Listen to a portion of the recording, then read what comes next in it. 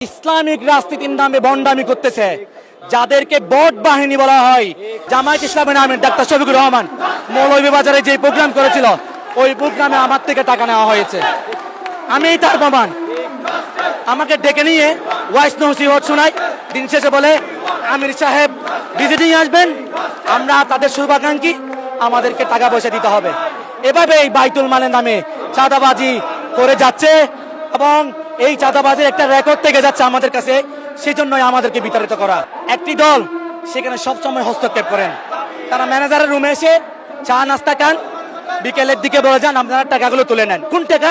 যে টাকা বাইতুল মালের নামে মাস শেষে তোলা হয়, সেই টাকাগুলো তুলে নেন।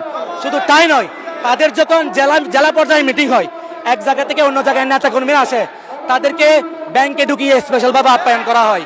ইসলামী ব্যাংকগুলোকে ধ্বংস করার জন্য একটি দল 5ই আগস্ট পরে মাথা চারা দিয়ে উঠেছে, যারা আই ওয়াশ করে পরীক্ষার নামে দলীয় নিয়োগ দিয়েছে, যারা ব্যাংক থেকে বছরকে বছর ইয়ানতের নামে চাঁদাবাজি করতেছে, যারা ম্যানেজারের চেম্বারকে দলীয় রুম বানিয়েছে, যারা তাদের দলের লোকজনকে স্পেশাল আপ্যায়ন, অন্যান্য পাবলিক আসলে লোন বিনিয়োগ দেওয়ার সময় নয়চয় তাদের দলের লোকের ক্ষেত্রে সহজ করে দেয়।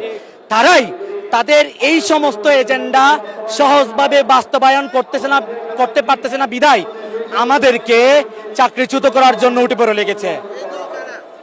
এরা হচ্ছে বাংলাদেশে নব্য ফ্যাসিস্ট, যারা ইসলামিক রাজনীতির নামে ভণ্ডামি করতেছে, যাদেরকে বট বাহিনী বলা হয়, যারা হাসিনার আমলে বিভিন্ন গুরুত্বপূর্ণ পদে বসে ইসলামী ব্যাংকের বিভিন্ন গুরুত্বপূর্ণ পদে থেকে ডাবল প্রমোশন নিয়েছে, এক্সেস বিনিয়োগ দিয়েছে, হাসিনার দূষরদের সহযোগিতা করে এই ব্যাংকটার সোনামুখ ক্ষুণ্ণ করেছে।